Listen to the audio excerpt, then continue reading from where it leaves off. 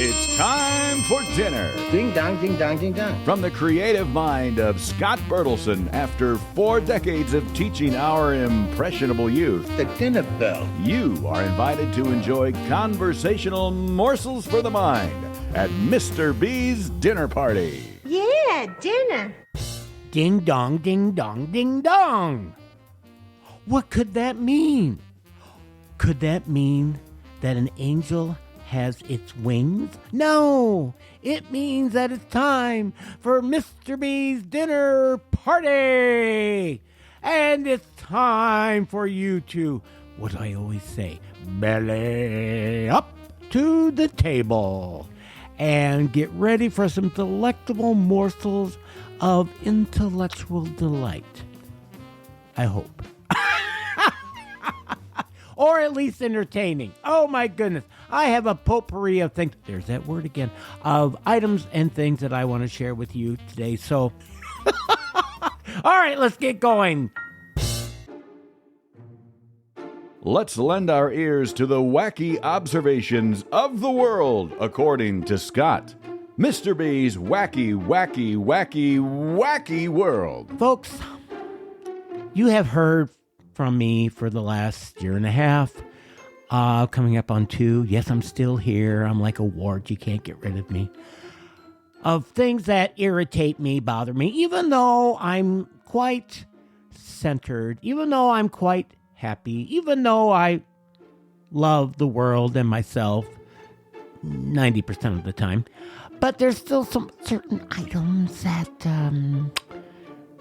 can irritate me and bother me. And I guess the reason I share this with you is just to let you know that I'm human. Yes, I'm surely far from divine. I am human. And so I guess the best way that I could avoid these items is just learn to accept. And I've talked about that before with my spiritual journey, is that acceptance is the key. You have to take care of your own self. You have to take care of your side of the street and not be concerned about the other people around you, because that's not your business. But I still would like the liberty to share some of my pet peeves. So here we go. I am going to mention the one about being late. Now, I have perpetually been late for many things in my life. I probably will be late for my own funeral. Oh my God. I would, how's that possible? But anyway, I had been late for doctor's appointments, visiting friends, getting the days wrong. That's really being late, showing up a day late. If I'm an adjudicator for the Iowa High School Music Association, sometimes I'm late for the production, and that's not good.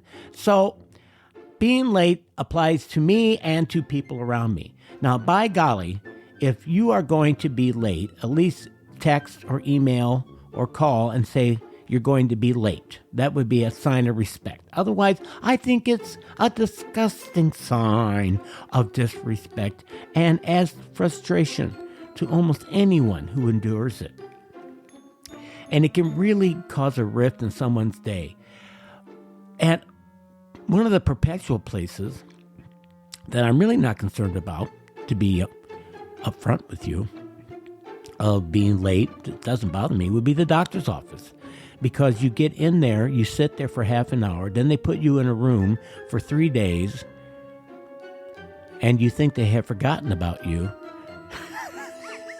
And then the doctor comes in for 5 minutes. So, okay, that place, that situation, let's just keep it as it is. But otherwise, if you have a job interview, or if you meet somebody for supper, dinner, call it what you want, lunch, meet somebody for a movie, get together, talk about a book, whatever it would be, try to show some courtesy and put their needs above yours and be on time. I have really tried to change this in my life, so there you go. Here's another one. People who talk during a movie. Now, I don't go to very many movies anymore. I guess it's just easier to watch it on my television. But I am not interested in hearing people talk about what's going on with their personal lives in a movie theater. Now, I suppose I could get up and move, but if the theater is crowded, that would be difficult to do. But especially with the prices of movies and the gas it takes to get there and paying $500,000 for some popcorn, okay, slight exaggeration, but not too far off. I just don't need it. I just don't need it. So just please keep your own personal life to yourself when you're in a theater. Now, if you want to talk all you want at home during a movie, that's your call, but otherwise forget it. Here's another one. I experienced this last weekend at the Jordan Creek Mall. People who walk slow. I'm a very fast walker, I will admit, and I know I shouldn't put myself above other people just because I have a fast pace. But if you're in a rush because you're late, and you're in a city or you get caught behind a slow walker and you can't get around them, there's no passing lane, so to speak, it can really bother a person. Can bother me. So I've got to learn to adhere to patience and just realize that everybody has a different pace, and it's a real life experience, life-altering experience for me. It truly is, because it's a great exercise in learning to accept everybody's gait, their style and speed of walking. Yes, gait. G-A-I-T. Write that down. Another one would be, and I know I've definitely talked about phones as pet peeves, but people who you're trying to carry on a conversation with, and they're only staring at their phone, that doesn't make me feel too worthy or appreciated, or nobody wants to listen to me because you'd rather look at your phone. So can you put the phone away, please, while we're visiting, so we can have, yes, it still exists, eye contact with each other? Oh my gosh. You can always get into your compulsion with your social media later, but not right now. Here's another one too.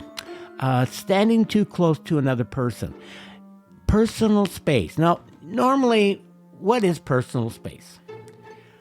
Well, that you have a force field around you, so to speak, that if people get within the parameters of that force field, you start feeling a little bit uneasy, unless it's somebody very, very close to you, somebody you love, or somebody you're married to, or whatever the case would be.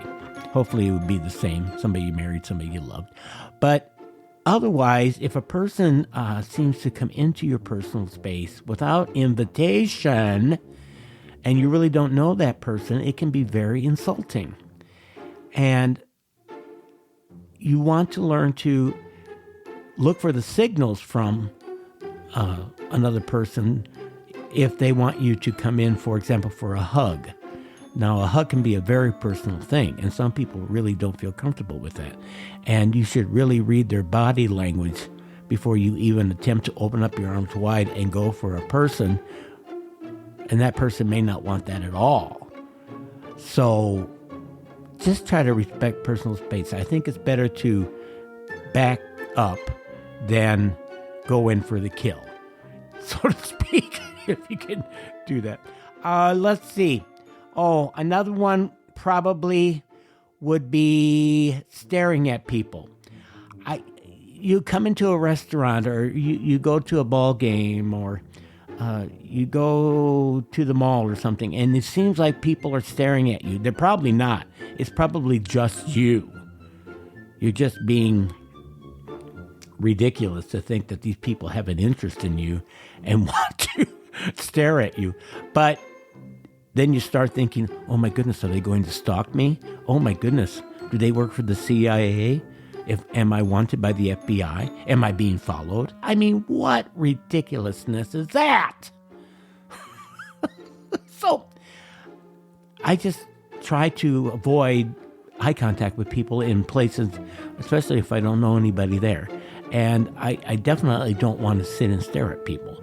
Now, somebody may dress a certain way that I may think is unique, but I have no right to judge that, ever. I don't have a right to judge at all. So it's just better to try to not look at people if you can. Talking when your mouth is full. I have had lunch, dinner, supper with highly intelligent people, and their food is, yes, I'm exaggerating, but is falling out of their mouth while they're eating. I don't want to see their regurgitated fish or macaroni and cheese or hot dog. I just don't want to see it. And again, I think many times people simply are not aware that they are being disrespectful with talking with their mouth full. But it's better to not do that if you can. Please swallow first and then talk. Please have your oral cavity empty before you start talking. It really is much appreciated. It really, truly is. Okay. Cracking knuckles. There's another one. Some people, I think, do it just for attention. Yeah, really? You really think so? Yes, I really do. I don't have a really strong negative reaction to this, what I would call auditory stimuli, but it just seems creepy to me. And for some reason, I let it irk me. I don't know why. And something about the idea of bone against bone, I guess. It's just icky. So if you're going to crack your knuckles, please don't do it around me. Oh, and I don't think you should do it. I guess I misunderstood or was under the assumption that it was something bad for you to do that. So anyway, my mother used to tell me that it would cause arthritis. I don't know if that's true or not. I should go to ask a doctor. So anyway, here's another one. People not using correct grammar when they're talking.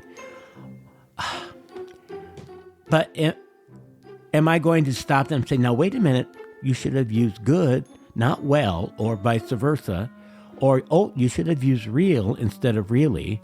I don't think I'm going to do that. I don't think I need to be the grammar police. But to me, it is a sign that maybe you're not as, and I'm not saying this is true, I am not, that you're maybe not as intelligent as you profess to be. But I, again, don't have that right to judge. But having been a teacher of language arts for 39 years, I usually have quite a good grasp, even though I probably have made some slip-ups on this show. But you don't need to tell me about it, okay? I'm quite aware of proper use of grammar in speaking and in writing. So sometimes when people get off track, they start using inappropriate grammar. So just be more aware of what you're saying. If you can, that would be really great. Let's see. Pushy salespeople. Oh, yeah. That's why I would only shop for cars on the weekend when nobody's there. Or that's why a lot of times I won't even go into a store because I don't want to be targeted for a pushy salesperson to try to sell me an overpriced pair of pants and tell me all the reasons why I should go ahead and get those. It's easier for me to buy online, and I can keep my dignity at the same time. So anyway, I have been to stores, for example, in Mexico, where they stand right outside the store beckoning you to come in, trying to think of ways for them to get you to come into their den of spending. And I try to avoid even going near these places because it's just too overwhelming of people trying to force feed me to buy their products. So just give it up, okay? I mean, just. There's another one. Say just, not just. Just. Pessimism. Remember the old skit from Saturday Night Live, Debbie Downer? Wah, wah. They did a reprise of that for the SNL 50th. But anyway, was making fun of people who are perpetually pessimistic. If you say it's Monday, that person will say it's Tuesday. If you say it's windy, they'll say it's calm. I mean, you see where I'm going with this.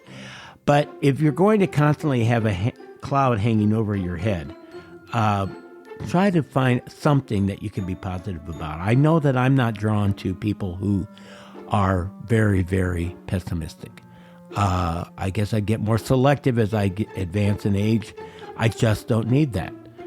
If you want to be that way, that's your business, but I'm just not going to be around you. So try to find something optimistic. Try to have the glass half full instead of half empty. So there you go with that. Waiting for an elevator. Why is that the longest amount of time just for an elevator? It's ridiculous. It seems like you have to stand there for years to get on the elevator. And then when you're in the elevator, the uncomfortableness of that. You don't know anybody, especially if it's shoulder to shoulder. You can't really associate with each other. You're just in the same place for a short amount of time. And what does everybody do? They look up and see how the numbers are going up or going down. And so take the stairs because you'll get exercise and you won't have to wait for the elevator. The stairs are always there unless you're walking up 15 flights of stairs, but we'll talk about that later. All right. Let's see. I would probably also have to say people who cut you off when driving. I know I've talked about driving pet peeves, and I maybe have mentioned this one before, but somebody who will swerve into your lane without any signal, it's annoying. It puts everybody at risk. Are you not paying attention? Do you not care? Don't do it, please. Try to avoid that if you can. Laziness. Yes. Now, as I have advanced in years, even though I'm only 25, I am not as active as I used to be, and I'm okay with that. My body just seems to be much more comfortable not being busy. So, but I wouldn't call that laziness. But laziness is not getting things done, simply dragged to other people, not doing their share if they're on a committee or in a group or living in the house or at work or whatever it is. And then you have to end up doing more than your share. That's just not right. And I don't think we have a highly productive workforce in our society much anymore. Again, I don't mean to be pessimistic, but I don't think the work ethic that I feel I was brought up with years ago is instilled in people today. And that's just my take on it. Let's see. I'm going to also mention when people say, I'm sorry you feel that way. Well, are you really? That really is invalidating my feelings. I have a right to feel the way I want to. I'm going to express myself the way I want to. You don't have to like it. I get that. But you don't have to say, I'm sorry you feel that way. It's insulting, I think. And instead, you can simply say, I accept what you have said. I don't necessarily believe it or agree with you, but I do believe that you have the right to say that. So there, that's what I'm going to say. Let's see, not taking responsibility. Oh my goodness. I seem to have noticed this quite often when I was teaching. Nobody wants to be held accountable. They want to blame somebody else. In my subbing, if I'm in elementary school, that person made me say that. That person looked at me wrong. That person. What about you? What was your part in it? I'm not saying that you're the culprit, but maybe you did have something to do with that. So take responsibility. That's a sign of a mature person. If you made a mistake, admit it. We all make mistakes. There you go. Complaining. Okay, have I complained? Yes. Do I aimlessly complain? No. Because I really changed my way through my spiritual journey, the way that I look at life. But people don't want to listen to that.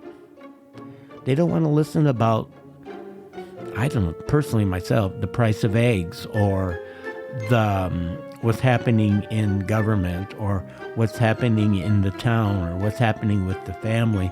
If you don't have a viable solution, which most people don't have when they complain, then don't talk. Let's see. I think that is about all I'm going to share with you because you probably can't take too many more. Yes. My final one. Having to repeat yourself. Oh my goodness, that was part of the reason that I had to give up teaching full time. And I love teaching, believe me, but my goodness, it felt like you had to give instructions verbally 15 times in a row because I would try to explain something I thought in great detail verbally. Maybe that was the first mistake. I shouldn't have used a verbal approach. And immediately the hand would go up and somebody would say, what do we do? I could have committed an act of murder at that time. But they'll never know. And it never happened. But it's very tiring to have to keep repeating yourself 3 times, 4 times, 5 times over because the person chose selfishly not to listen. It makes you feel disregarded. It makes you feel annoyed. And just think about if we would just all listen right away, then we could save so much time and get so much more done. So please don't ask me to repeat something if you can avoid it. I'd appreciate it. So my happy pet peeve lovers, this edition of Wacky, Wacky, Wacky, Wacky World has covered quite an extensive list. Now, what you do with this, that's your choice. I don't have a pet peeve about my pet peeve list. But I just want you to realize that we're all in the pet peeve boat together. And in order for us to keep moseying down the stream of life, we have got to learn to live with these things. So my fervent prayer for you is just accept it. Film lovers out there, you remember some time ago I gave you my predictions for the Academy Awards, just like every other slob in America? I was way off. Well, this slob was right and this slob was wrong. So anyway, I would like to recap, even though it's been a while since they've been on, who the big winners were for the Academy Awards. But prior to that, I'd like to mention that I thought the opening of the Academy Awards was the most stupendous opening I have ever seen. It was Cynthia Erivo and Ariana Grande singing 3 songs from 3 Wizard of Oz related shows. One, Ariana sang Over the Rainbow from the classic Wizard of Oz. And then Cynthia sang Home from The Wiz. And then they sang together Defying Gravity. I was bawling. I was so moved by it. And the audience stood. It was amazing. It just was amazing. And I've gone to it many times on YouTube. You can watch it. And it just sends chills up my spine. Also, I thought the Academy Awards show was uproariously funny. I do like to say uproariously because of Conan O'Brien, one of my favorite comics. I thought he did a superb job. At the beginning, is show him, they do a parody of the Substance where a person comes out of Demi Moore's body, and they show him crawling out of her body. Very, very funny. You have to see the film. Anyway, and he did just the right amount of mockery and sarcasm and brought great delight to the program. I surely hope that they have him in the future as much as possible. So, with that being said, here we go. The Best Picture winner, and I did not pick this, was Anora. Okay? Anora, about the prostitute who marries a Russian dignitary or something. I haven't seen it yet. I'm probably going to have to wait until it's streaming, or maybe it is now. But anyway, this is a very small picture that was a huge winner at the Academy Awards. So Anora was Best Picture. Best Actor, I think I got that right, went to Adrian Brody for The Brutalist. The Brutalist was nominated for quite a few Academy Awards, but didn't really bring home much. And he gave what they say is the longest acceptance speech ever for an Academy Awards show. And I thought it was quite long. But anyway, if you tape it, you can just fast forward through it. Okay, Best Actress, I definitely, I don't think I got this right either, was Mikey Madison for Anora. Mikey Madison. Mikey is very, very young actress. She's 25 years old. Her claim to fame is was starring in a couple Scream or one Scream film, and then she was chosen to play this part. And I am very excited to see the film Anora. Best Animated Feature went to Flo, the film about the adventures of a cat. And I don't know if I even covered that. So there you go. Best Director went to Sean Baker. Sean Baker for Anora. And I have seen some of Sean Baker's films. I very much enjoy him as a director. And again, this was one of those independent films that was made on a very small budget of, I think, $6 million. And just proves that a film made within the confines of that amount of money can still be a big contender. Kieran Culkin, probably mispronounced his first name, did win for Best Supporting Actor for A Real Pain. I think I did mention him for that. Let's see. Best Original Score went to Daniel Bloomberg for The Brutalist.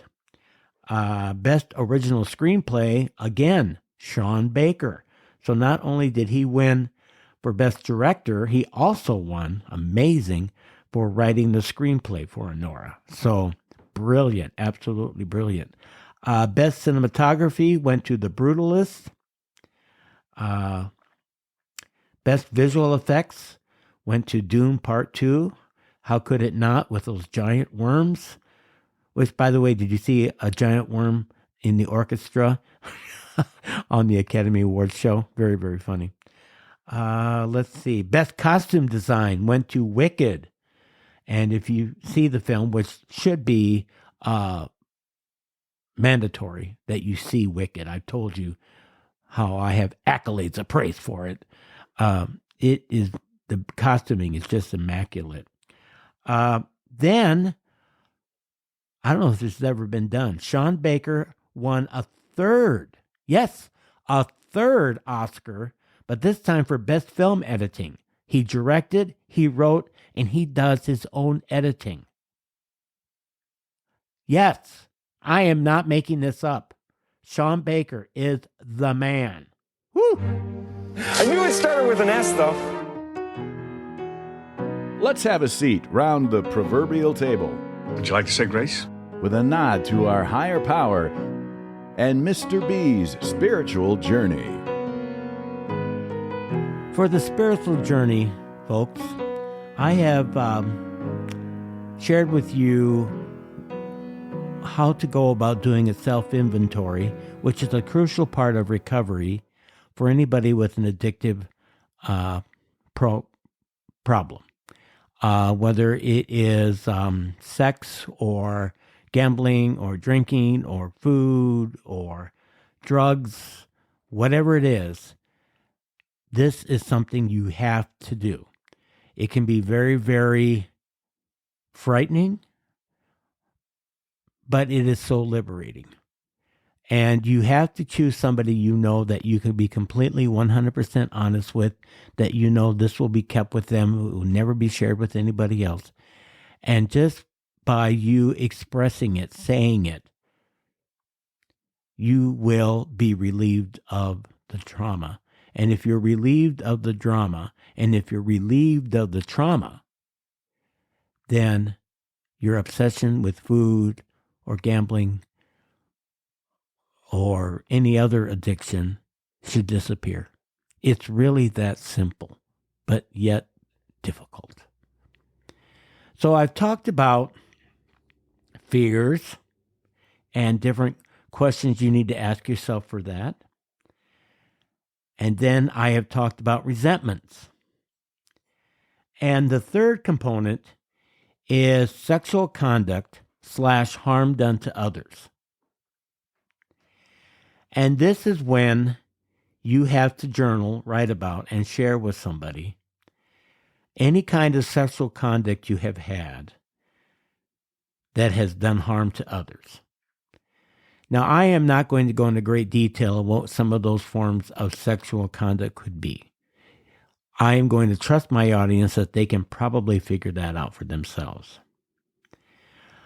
But if you have, for example, taken advantage of another person sexually without their permission, you have done harm to that person.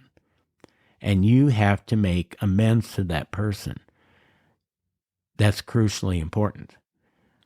No matter whether or not that person is going to be receptive to that is not the point. The point is you have to own up to it. And that's the part that can be very, very difficult to do.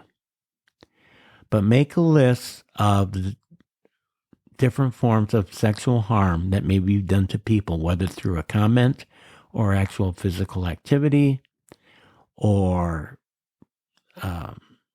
possibly pornography, whatever it is. You've got to own up to it. Then the next step, that would be column 1 on a form. Column 2 would be what happened because of the sexual conduct or the harm that you gave to another person. What happened in every instance? Say, for example, that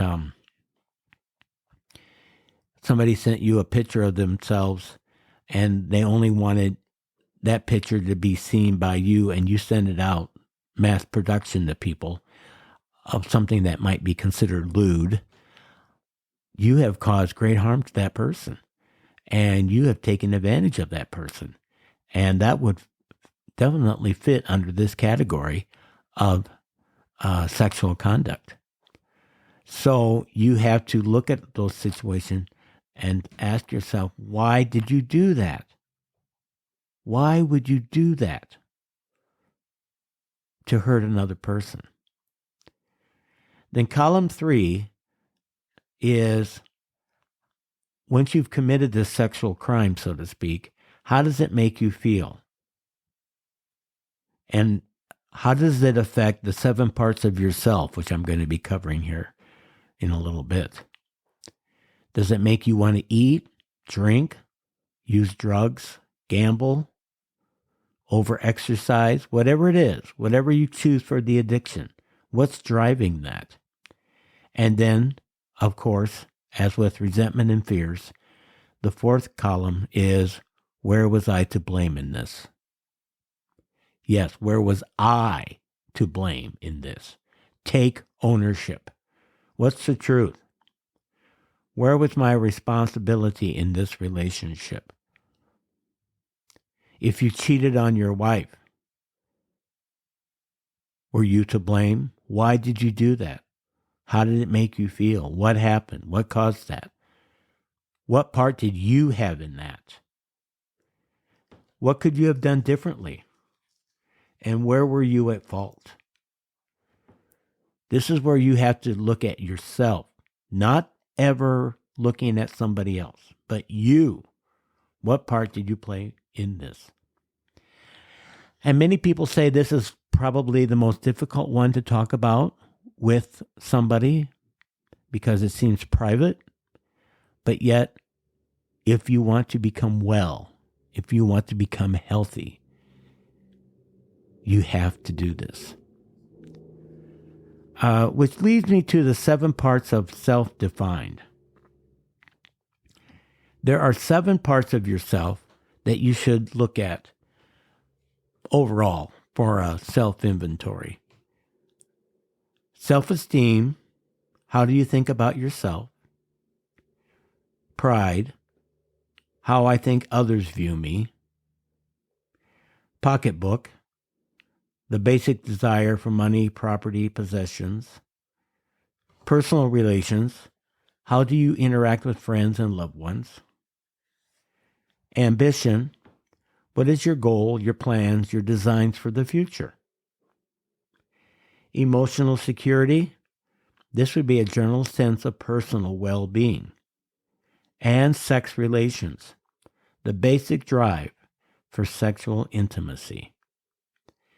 So if you look at yourself and think about your self-esteem, pride, your desire for money, your personal relations, your ambition, your emotional security, and your sex relations, you should have a very strong idea of who you are as a person.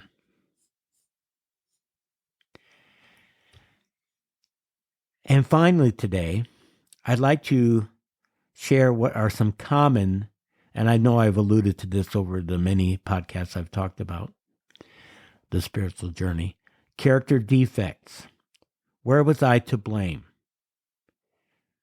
Are these some that you experience or are experiencing right now that you need to turn over to your higher power? Now, there's quite an extensive list. I'm just going to share some that speak to me. Selfishness, putting yourself ahead or above other people. Self-pity, woe is me, boo-hoo, everybody hates me, sit on your pity pot. Blame. That's his fault. That's her fault. They made me do it. It's not my fault. I had nothing to do with it. It's their fault. Their fault. Blame. Being dishonest. That is lying. I think we have a proliferation of lying going on in our culture today on all levels. And people feeling that it's as appropriate to lie as it is to tell the truth. That's not the way it should be. The truth should always win out. Another one would be jealousy. You have something that I want. I need to have that. You live in a better house than I do. You drive a better car. You make more money. You're liked more by the boss at work. Jealousy, jealousy, jealousy will eat your heart out of your body. One of the greatest character defects that I have had. Envy, the same thing, I guess, as jealousy, largely. Coveting what other people have. You think it'll make your life better. No tolerance. I cannot stand the way that person talks. I don't like that person's color. I don't like that person's religion. I don't like that person's sexual preference. I don't like that person's belief system. The list goes on and on and on. You don't have a right. You don't have a right to tell a person how to live his or her life. Another one is no forgiveness. Why wouldn't you forgive? You don't want people to forgive you? We all make mistakes. We should all be able to be forgiven. People pleaser. I'll say, I'll do whatever you want me to say and do in order for you to like me. No matter whether or not I have any respect for myself, that doesn't matter. I simply want to be a people pleaser because I'm so empty inside. I'm so disgusted with myself that I'm trying to find any means possible of trying to fill my inner self with strength. That's not the way to do it. That's not it. That's not it. Gluttony. Gluttony with food, with drink, with behaviors, whatever it would be. Gluttony is a mortal character defect. I was a glutton when it came to certain foods. Never could have enough. No matter how much I tried to stuff my body with this poisonous food, it never was enough. So that's just some of the character defects that you can give away. Oh, yes, you can be freed from, give away to your higher power. And they don't have to abide with you anymore. But I can share with you that it's probably better first, before these character defects will dissipate, by doing your self-inventory of your fears, resentments, and your sexual conduct. Now, that could take weeks, that could take months, could take a year. But it has to be done. Or I can almost 100% guarantee you, you will not remain abstinent. That is, free from your destructive foods and drink, or gambling, or drugs, or sexual behaviors, whatever it would be. You will not stay clean. And abstinence should be the number one priority every single day. Abstinence. Freedom from your compulsions. Freedom from your character defects. Freedom to put God in the driver's seat and to do His will and not try to run the show yourself.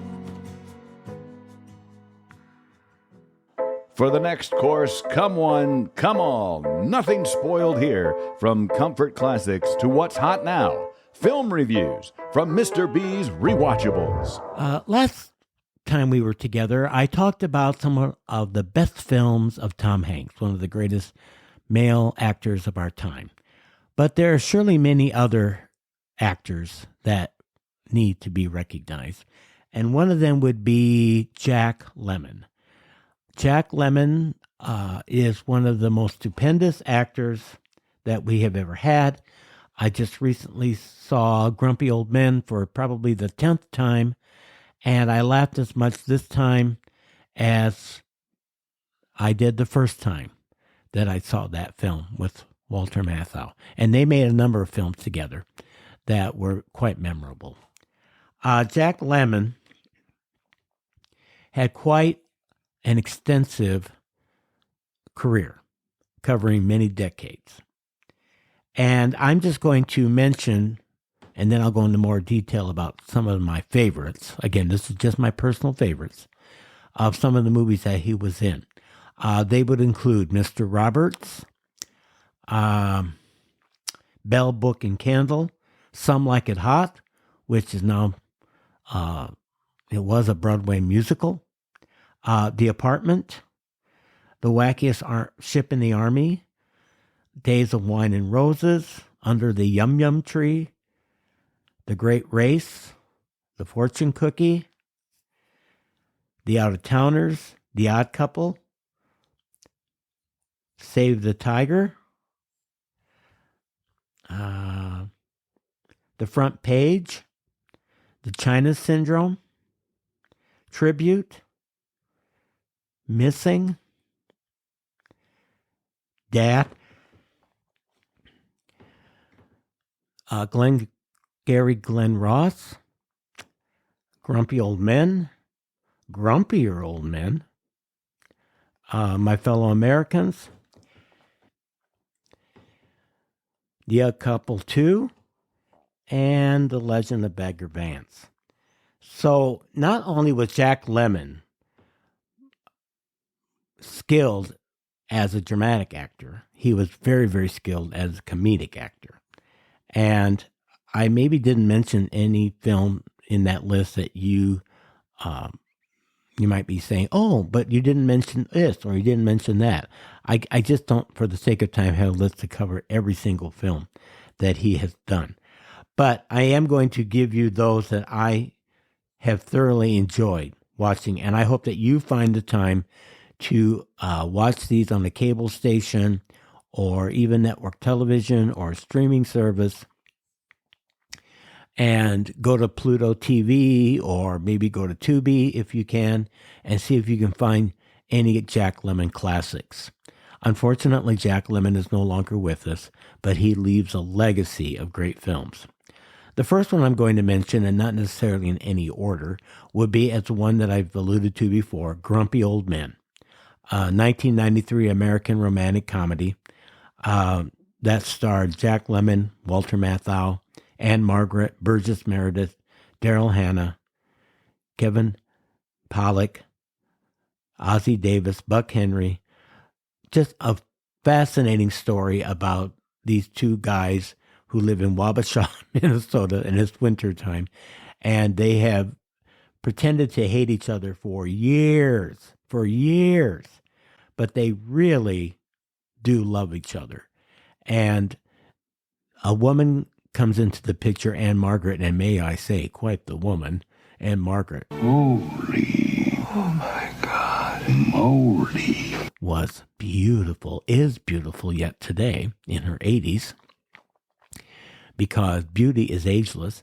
And they start fighting over this woman and leads to complications. But as with most romantic comedies, there's a happy ending. John, when was the last time you made love? October 4th, 1978. So that was followed by the sequel, Grumpier Old Men, which is also very funny. Also, I thoroughly enjoyed the 1968 American comedy, The Odd Couple, which was based on a stage play by Neil Simon. And it starred, of course, again, Jack Lemmon and Walter Matthau as two divorced men, neurotic, neat freak, Felix Unger, as portrayed by Jack Lemmon, and fun-loving slob, Oscar Madison, portrayed by Walter Matthau, who decided to live together, which is not good. What's wrong, Oscar? Something wrong with this system, that's what's wrong. I don't think that two single men living alone in a big 8-room apartment should have a cleaner house than my mother. This is also a television series for a number of years on ABC that starred Tony Randall and Jack Klugman as Felix and Oscar. And that was a very fun show, too. It was the third highest grossing film of 1968 in the United States.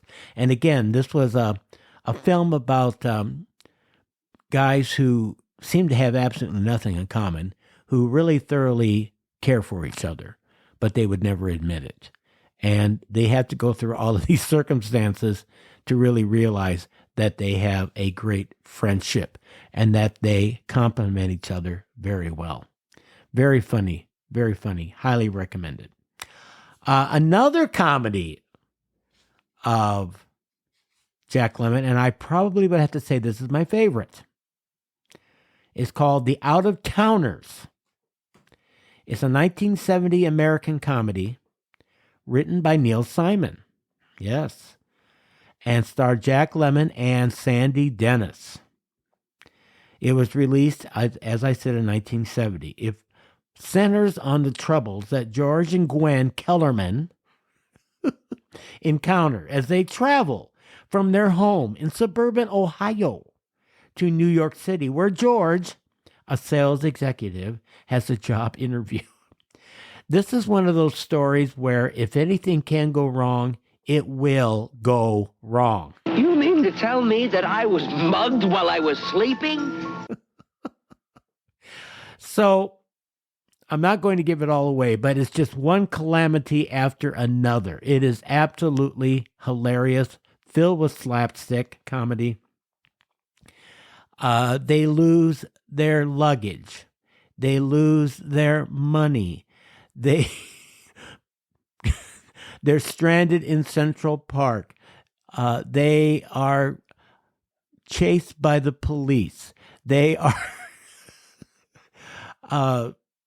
having the worst possible time anybody could have on a trip to New York City. And you can't take any of it seriously, but it is absolutely hilarious. And Sandy Dennis, and you may not be familiar with her as an actress, but every time they're going to enter a calamity, she'll simply say, "Oh my God." Oh my God! Okay, so it's not funny to you. If you saw the film, you would understand. It was remade as a film with Steve Martin and Goldie Hawn. Never seen it. I will not watch it because this one should not be remade. Out of Towners is a classic, the 1970s show. So if you're looking for something fun, and I'm not going to tell you if he takes a job in New York or not, but you need to see the Out of Towners. We don't surrender. You hear that, New York? We don't quit. Now, how do you like that? Also, I'm going to mention a film that I remember watching as a child was The Great Race. The Great Race, the 1965 Technicolor epic slapstick, and I do mean slapstick comedy film, directed by the famous director Blake Edwards. And it starred Jack Lemmon, Tony Curtis, Natalie Wood, with music by Henry Mancini. Oh, my goodness. And it cost, at that time, $12 million to make. This is 1965. What would be the equivalent of that today? Nearly $99 million. The most expensive comedy film at that time. The story was inspired by the actual 1908 New York to Paris race. And it is absolutely filled with slapstick comedy. My favorite scene from that film would have to be the greatest pie fight ever that takes place in a bakery. And everybody there is covered with pies. There's just something about someone being hit with a pie. It's been a classic funny moment for ever in film. And the Three Stooges used it all the time. Anyway, it was nominated for 5 Academy Awards and won for Academy Award for Best Sound. So if you're looking for a great adventure story and a love story and a great slapstick story, then The Great Race is for you. Excuse me, Your Highness, but do you have any relatives in the United States? Me? Relatives in states. It's of no consequence, sire. It's just that you bear an uncanny resemblance to someone that we both know. Someone who looks like me? Yes, sir.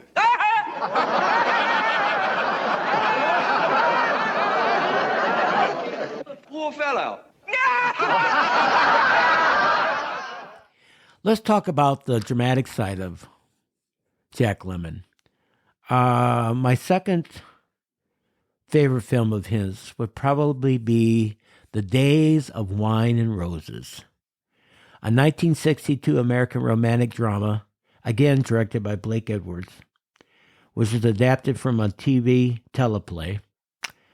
It starred Jack Lemmon, Lee Remick, and Jack Klugman, who later was on the show of The Odd Couple, the TV series. The reason I thoroughly enjoy this film is because it deals with two people who have an alcohol addiction and what hell they go through in accepting or living in denial of their problem. These are two average Americans who give in to alcoholism and attempt to rebuild their lives. You're pretty. That's what special qualifications you have, and that old Lech loves to have you around to look at and lean on when he gets drunk. Like he did last night, and who knows what else. That's what special qualifications you have. It's not a feel-good film. They start as a married couple, and Jack Lemmon is the alcoholic, and because of that, loses a very prestigious job, loses all self-esteem, and then his wife becomes an alcoholic, and they separate, they come together, they separate. At the end of the film, he has discovered AA. He has discovered that he has to hit rock bottom in order to build his life up again. And his wife, Lee Remick, will not come to terms with her addiction. And so it does not end in a happy, everybody gets along and loves each other ending. And the acting is absolutely superb in this film. It shows the extremity of alcoholism, what a person will do to get the alcohol because of the addiction, what the alcohol makes the person do, and how lives around these people are ruined and shattered because of their alcohol addiction.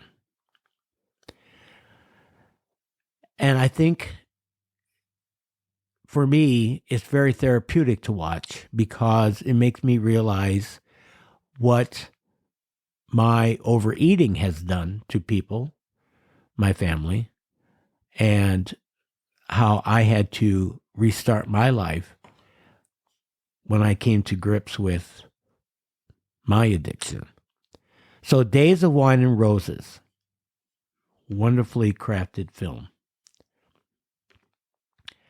Another one is the black comedy, again written by Neil Simon, would be The Prisoner of Second Avenue, a 1975 film that starred Jack Lemmon and Anne Bancroft.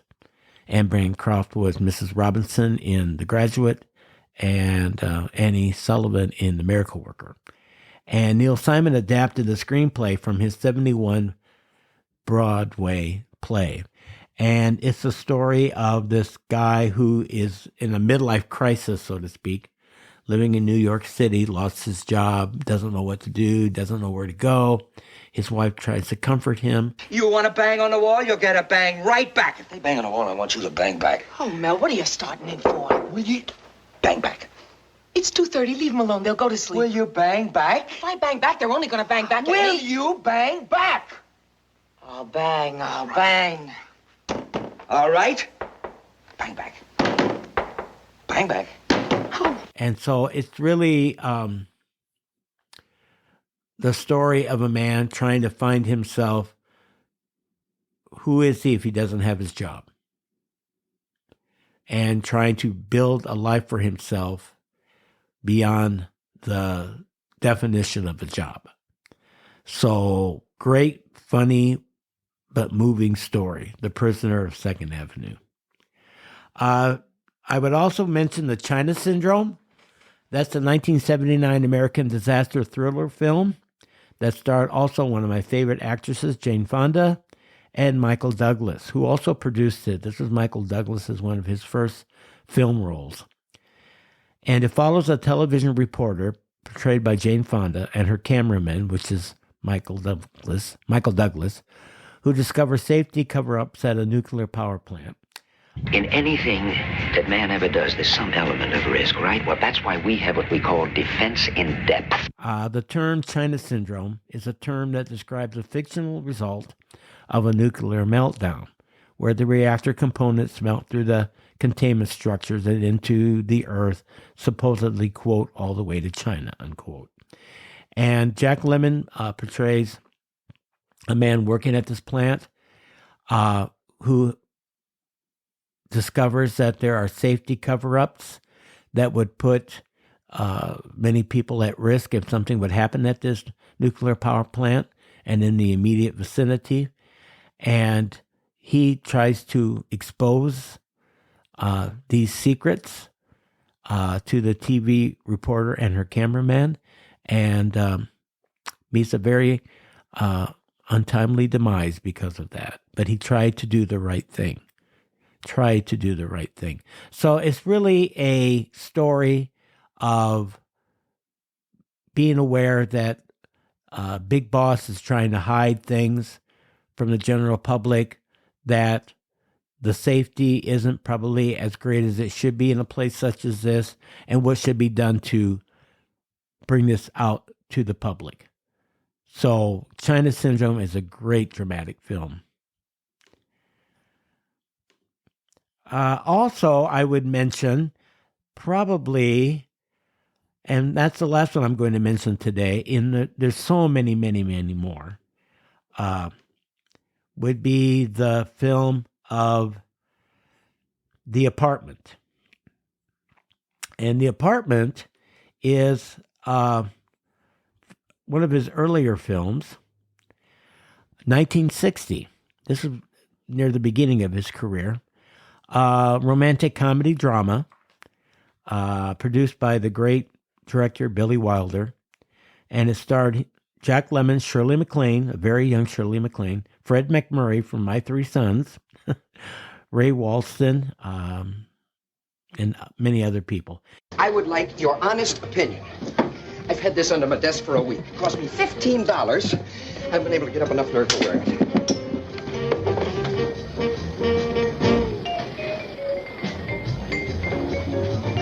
It's what they call the junior executive model. What do you think?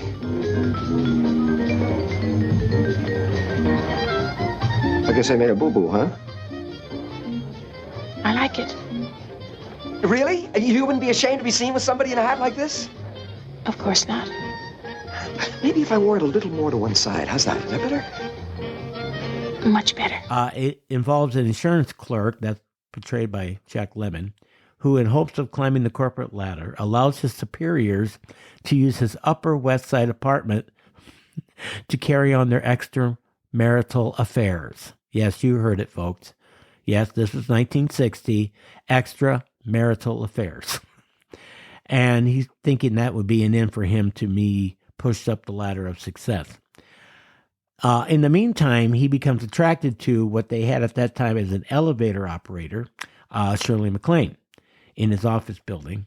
But he's not aware that she's having an affair with the head of personnel, which would have been Fred MacMurray. Yes, the great father knows best guy. A different way of looking at Fred MacMurray, okay? And he falls in love with her. She falls in love with him, but yet she doesn't want to give up the affair because she thinks her career may be advanced, and he's trying to decide whether or not he should still allow Fred MacMurray to use his apartment. What impact will that have on his career? What will happen because of that? So I'm not going to give any of that away. You simply have to see the film. And, okay, I didn't tell the truth. My last one would be Some Like It Hot. Some Like It Hot, a film in the early 60s, directed by Billy Wilder, stars Jack Lemmon and Tony Curtis as two down-on-their-luck guys who witness a murder, a mob killing, and have to go into hiding. And what do you do if you go into hiding? You dress as a woman and join an all-girls band. Why not? Isn't that what you do? Anyway, very much like Tootsie, very much like Bosom Buddies. The hilarity comes in of these guys dressing like women, being surrounded by women, realizing what it's like to be a woman. I called Mama.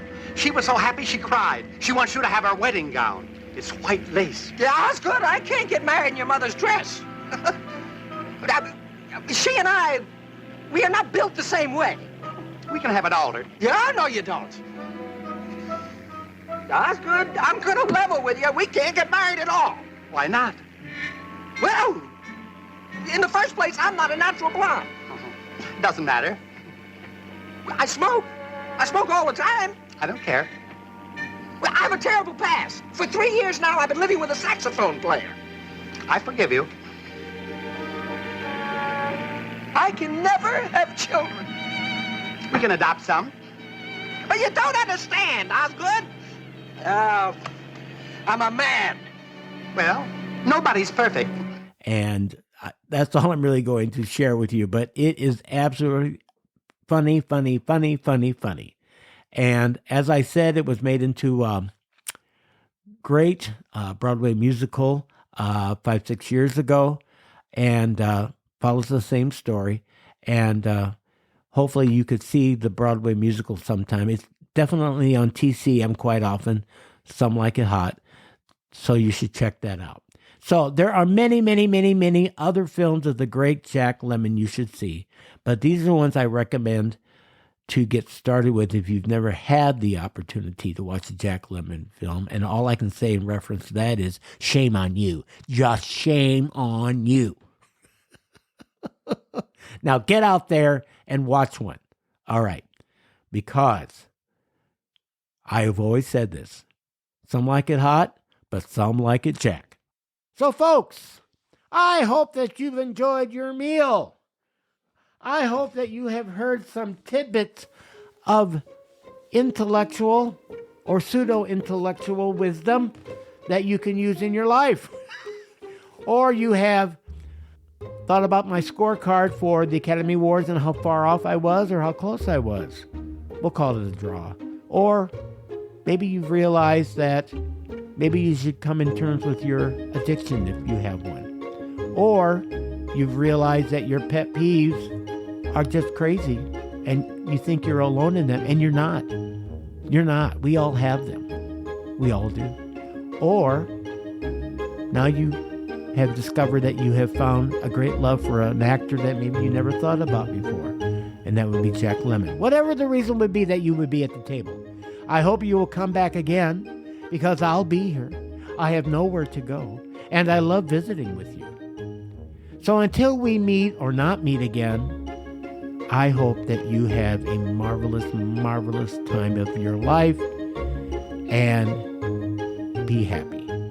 Mr. B's Dinner Party is hosted by Scott Bertelson, edited and produced by Troy Thompson, recorded and distributed at Sunnyside Farm Studios. Music is provided by Soundstripe and platformed by Buzzsprout. Like our page on Facebook, subscribe so you never miss an episode, and share with your friends. Listen and enjoy every other Wednesday conversational morsels for the mind on Mr. B's Dinner Party.